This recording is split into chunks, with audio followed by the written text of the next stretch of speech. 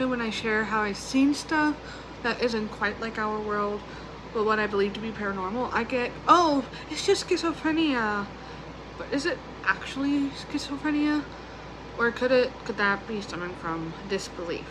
After last week's video where I talked about whether or not we as Christians should be investigating the paranormal, I feel as if this is an appropriate follow-up discussion, especially for those who classify people who perceive the paranormal as schizophrenic. So let's talk about what schizophrenia is, what symptoms are supposed to diagnose it, and whether or not what I experienced would be classified as schizophrenia. If you're new here, hi, I'm Kaylee, or Preach the Truth, and while I do a little bit of everything from music to art to gaming to just funny weird stuff, one of my favorite things to do is research. And just like last week's video, the first part of this was scripted, but everything else is just notes, and I'm rolling with it. And don't forget, research yourself. I have the links to the websites that I use in the description, but please don't just take my word for it, actually look into it yourself. So what is schizophrenia? According to the National Institute of Mental Health, schizophrenia is a serious mental illness that affects how a person thinks, feels, and behaves. People with schizophrenia may seem as though they have lost touch with reality, which can be distressing for them and for their family and friends. People are usually diagnosed with schizophrenia between the ages of 16 and 30 after the first episode of psychosis. Also from the NIMH, quote, during an episode of psychosis, a person's thoughts and perceptions are disrupted and they may have difficulty recognizing what is real and what is not. And Cleveland Clinic says this: schizophrenia is a psychiatric condition that has severe effects on your physical and mental well-being. It disrupts how your brain works, interfering with things like your thoughts, memories, senses, and behaviors. So basically, it makes someone think something is real when it's not. It messes with their feelings and the way that they think. Alright, and for what are the specific symptoms, I have 3 sources that we're going to use, and then I have a 4th source that's from the National Institute of Mental Health that has in the DSM-5 how to recognize if a person actually has schizophrenia, which I think is going to be really important with this whole discussion. The first source is National Institute of Mental Health, National Institute of Mental Health, And National Institute of Mental Health says that the symptoms are, quote, suspiciousness, paranoid ideas or uneasiness with others, trouble thinking clearly and logically, withdrawing socially and spending a lot more time alone, unusual or overly intense ideas, strange feelings or a lack of feelings, decline in self-care or personal hygiene, disruption of sleep, including difficulty falling asleep and reduced sleep time, difficulty in telling reality from fantasy, and confused speech or trouble communicating, sudden drops in grades or job performance. The second source is Cleveland Clinic, and it goes more in depth in this than what I'm going to be doing today, but basically it's delusions, hallucinations, disorganized or incoherent speaking, disorganized behaviors, or a reduction or loss to do things as normally expected. And psychiatry.org, which is our 3rd source, says that positive symptoms, those abnormally present, are hallucinations such as hearing voices or seeing things that do not exist, paranoia, and exaggerated or distorted perceptions, beliefs, and behaviors. Negative symptoms, those abnormally absent, impaired emotional expression, decreased speech output, reduced desire to have social contact, reduced drive to initiate and persist in self-directed purposeful activity, and decreased experience of pleasure. And disorganized symptoms are confused and disordered thinking and speech, troubled with logical thinking, and sometimes bizarre behaviors or abnormal movements. To kind of summarize all of this, schizophrenia is basically paranoia, hearing or seeing non-existent things, believing things that contradict reality, becoming asocial, lazy, having incoherent thoughts or behaviors, and not finding pleasure in the things that give you pleasure. But what does the DSM-5 say is needed for us to diagnose someone with schizophrenia? Well, according to the DSM-5, schizophrenia can be medically diagnosed when 2 or more of the following symptoms are each present for a significant amount of time during a 1-month period. These symptoms are delusions, hallucinations, disorganized speech, grossly disorganized or unresponsive behaviors, less emotions and pleasure, and drop in grades or job performance. And again, don't just take my word for this. The links are in the description. Research it yourself. Now for the big moment of this entire video is the stuff that I go through where I sometimes see this stuff or sense stuff actually can be considered schizophrenia. Well, the first symptom in the DSM-5 is delusion, and that is a false belief or judgment about external reality held despite incontrovertible evidence to the contrary, occurring especially in mental conditions. Basically, you still believe in something even when evidence against that something that cannot be disproven at all is presented.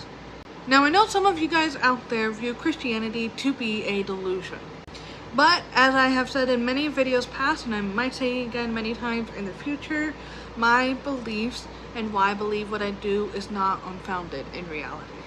Like, I have beliefs that stem from scientific reasons, historical reasons, and archaeological reasons, and a prophetic reason. Not that I have had a prophecy like that, but in the Bible, it literally was like, hey, Israel is going to be in iniquity for so many years, and then when they didn't come back, and that got multiplied by 7 because of the one Levitical law, I think it was Leviticus, and it multiplied so many years, and then you've got to convert it into our year system because they use a completely different year system, and it lines up perfectly. Really? That's something that proves it to me.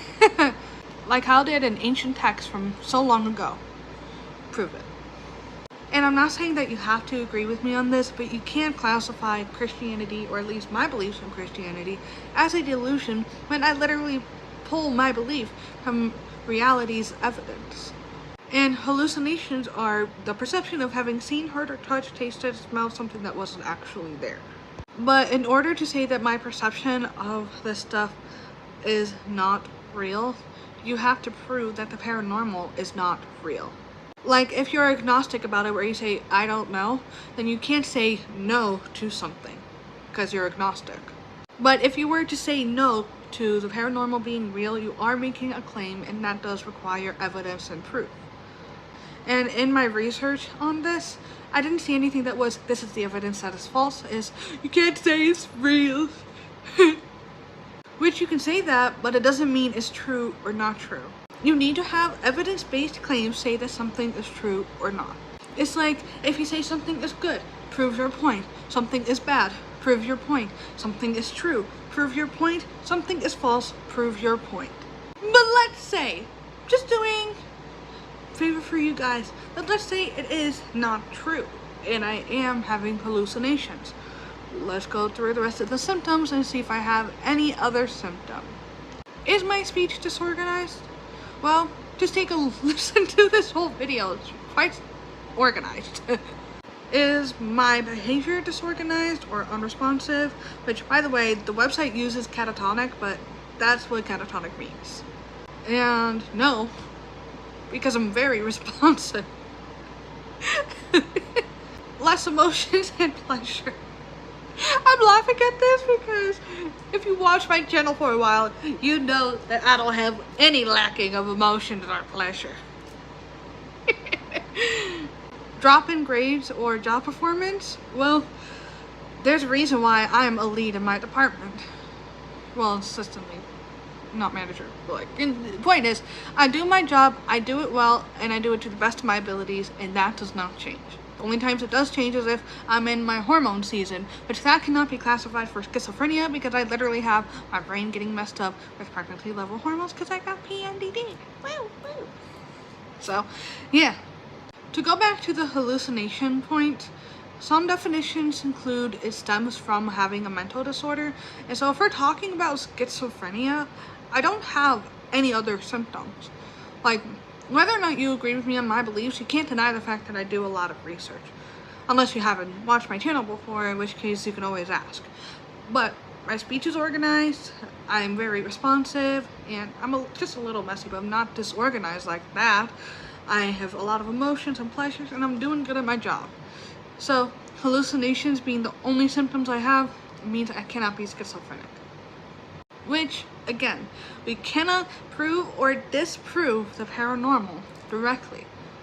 We can only do that through paranormal investigations. Which, while some of the bigger channels over dramatize it, and some channels are fake, I don't think that we cannot be like, oh look, we can dismiss everything of everywhere because we don't want it to be true. Especially since this is not something that's just experienced in one place, but a bunch of places. Which, again, if you want to say that perceiving the paranormal is hallucinations, then you need to prove that the paranormal is inconsistent with reality. Basically, that is false. To kind of wrap things up, in my experience, what I go through perceiving the paranormal cannot be true. Because I experienced none of the symptoms. Or maybe one if I were to concede to the opposing view, which is the paranormal is false, despite the lack of evidence supporting that claim. So to all the other psychic mediums out there, trained or untrained, like if you can sense this stuff, I want you to compare the list of schizophrenia within yourself and feel free to comment below. Do you have multiple symptoms that are consistently there for a while, where it's just more like schizophrenia rather than actually perceiving it, or not? Because I'm gonna be for real. Even though I don't have schizophrenia based off of what the DSM-5 says, other people might, and they might perceive the paranormal, and I'm not going to deny that. So now that we're done with our big grand discussion, I'm just gonna end it here. Now, like and subscribe because I don't need that. If you guys like the video, you can like the video. If you guys want more, you can subscribe. Simple as that. You don't need to beg for it. Anyways, thanks y'all. Oh, also, I'm going to include a message from the sponsor of today's video, so if you made it this far, stay tuned for the sponsor of today's video. Better yet, I'm gonna go get her. You want me to do the snippet for the video? Yes, just take a seat right there. So, first time sponsoring a video, and I am the owner of K-Scrubs. I do my own YouTube channel as well, but I make healthy products that don't have harmful ingredients in them. The camera is crooked, let me fix that. Perfect. Yes. Where was I? Right. I don't make harmful products. I try to make high quality products so people can actually put stuff on their skin and in their hair that isn't gonna cause things like organ toxicity or neurotoxicity.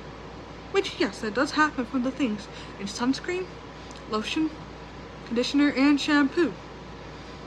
And I've recently discovered a natural soapy substance that can make my shampoo, so I'm going to be experimenting with that, and I'll be getting back to you guys on at K-Scrubs official YouTube channel. Well, thank you guys for that last little bit. I hope you guys have a wonderful day.